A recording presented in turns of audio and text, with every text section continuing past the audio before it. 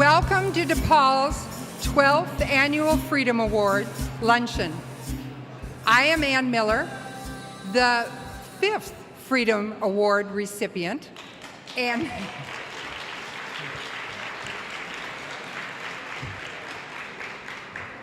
thank you, and your host for today.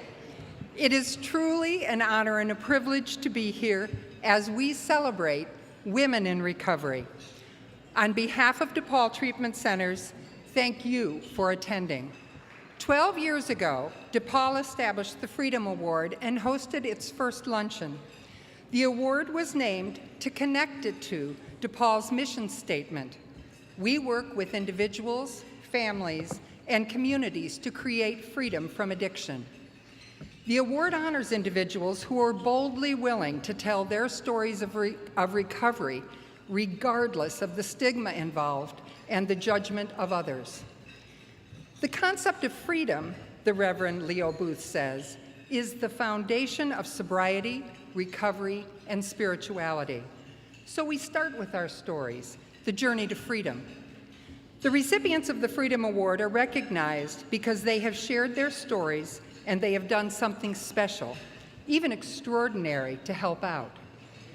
Right now, I'd like to introduce the Freedom Award founder and the person who has been at the helm of DePaul Treatment Centers for the past 14 years. Please welcome Sheila North, DePaul's Executive Director.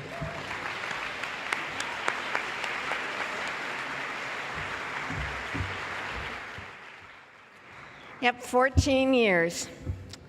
So thank you, Ann, and good afternoon and welcome, everybody. The sun came out. It's a good day. Thank you so much for being here today. I don't think you can imagine what a thrill it is for me to stand here and look out at all of you, but it is. I'd like to acknowledge a couple of people before I begin my remarks. One person who deserves a great deal of credit for today is Kathleen Riss, our development manager, and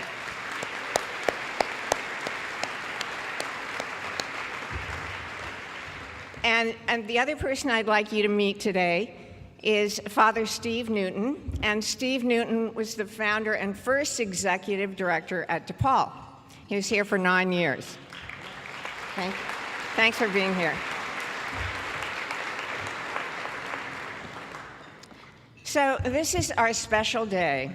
For the past 12 years, on the third Wednesday of July, we've welcomed you into our celebration of some really exceptional people.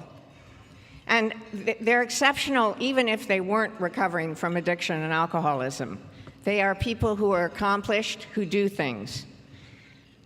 We hoped by having this event that we could put a face on recovery, perhaps a familiar face to some of you, and this would help to reduce the stigma of addiction and create a new community of caring people who were willing to help with this disease and raise awareness.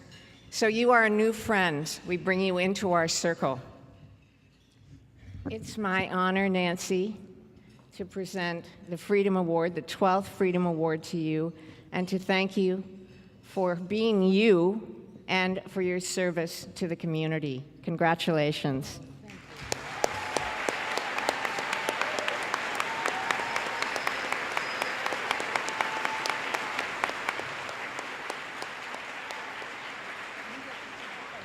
I told Mickey when I wrote this speech that she had to have a nice introduction because it starts with, "Thank you, Mickey, for that nice introduction." I'd also like to thank Sheila North and whoever else is responsible for this. And thank Kathleen, wherever she is.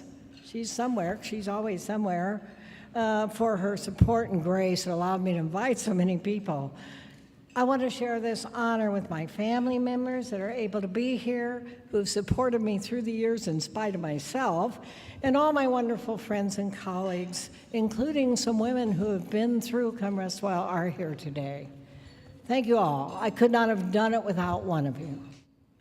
There is a woman somewhere who woke up this very morning in complete despair. She's lost her job, her family, Her children are in someone else's care, and she's desperately afraid. What she doesn't know is that she will never take a drug or drink again, and her life will turn inside out. I know, because mine has. Thank you.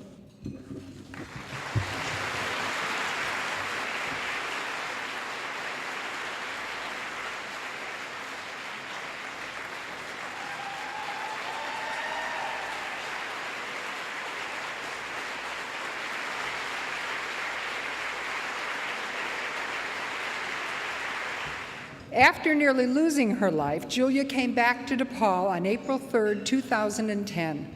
5 months, 1 week, 3 days, and 2 hours later, she kept track, Julia successfully completed treatment. Julia states, "I felt like I was just a bunch of little pieces, and I had no idea who I was anymore. DePaul helped me find myself." Julia now describes herself as outgoing, witty, strong, sincere, and helpful. She says her friends would say she is confident, funny, adventurous, and very stubborn. Julia is expecting a beautiful baby girl later this fall, looks forward to her future, and knows that her journey is only beginning.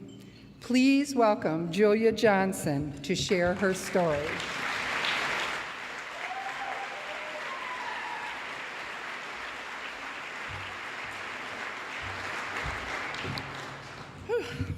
It's a lot of you. When I was asked to speak today, the first thing that was clear to me was that words fall short sometimes. How does one measure gratitude? How do you say thank you for being given back yourself, your clarity, and even your soul? How do you express the freedom that comes with no longer being chained into the life of an addict? How do you just say thank you?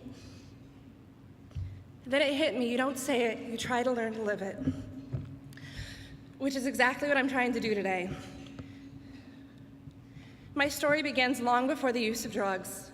As a child, I always wanted to escape. First it was books, then it was theater, and then it became dance. I vividly remember this feeling as a little girl of always wanting to be somewhere else. What my next door neighbors had, I wanted. I wanted their mom, their hair, their lives. The irony is that my home life wasn't mad, quite the opposite. My mother read me bedtime stories, and my dad regularly sang songs to me like Pooh Corner, and part of me was just simply born wanting something different. I remember in grade school when DARE came in and they spoke about how drugs made you feel different, thinking that's exactly what I want.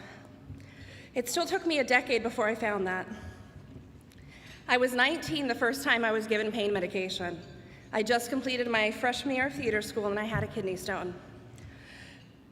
I will never forget how right I felt at that moment. I even recall thinking I might be an addict, but not really comprehending or understanding what that meant. I'm now 25, it's 2007. By this time, I've danced on and off with prescription medications, and I found the man that I believe I'm gonna live forever with. I become pregnant.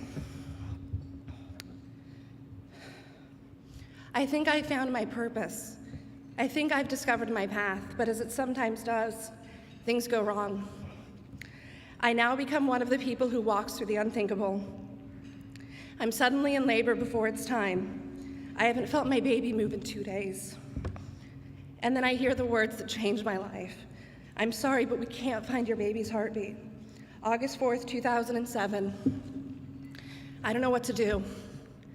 I leave the hospital with a bottle of wine. I'm tried drinking away the pain, but it's not enough.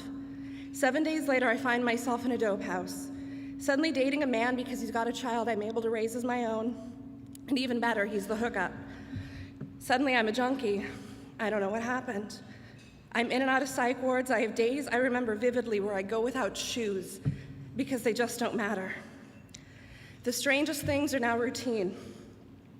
When my new boyfriend takes the roof off the house because we've been on uppers, doesn't matter. I go back to my son's father whenever I want to get clean for a minute. I stay at my parents'. I go in and out of jail. I just can't get high enough. A few months after leaving DePaul, I became pregnant. A scary and dangerous venture for a woman like me. I entered into it with extreme paranoia. Very early on, I went to the hospital. They told me that I'd probably lose the baby. While I was in talking to the woman in the ultrasound, I shared myself and my story with her. She was one of Nancy's sponsees. It was days before I celebrated my year, and without these connections, without these human connections of finding women everywhere who are just like me, I don't know how I'd make it through this.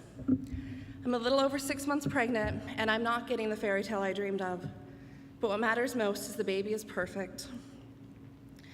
This journey has given me the ability to know that in the darkest of days, that it's those times, in the darkest moments, that we see the stars.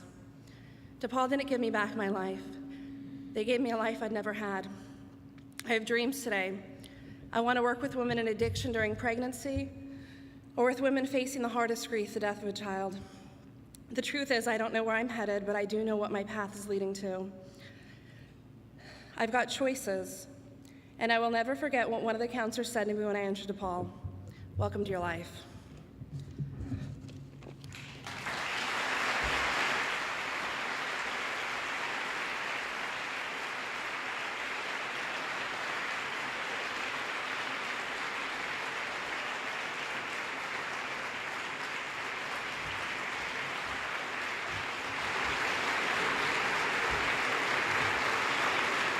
We want you to know that each of you has made a difference by your presence and your attention and your contribution today.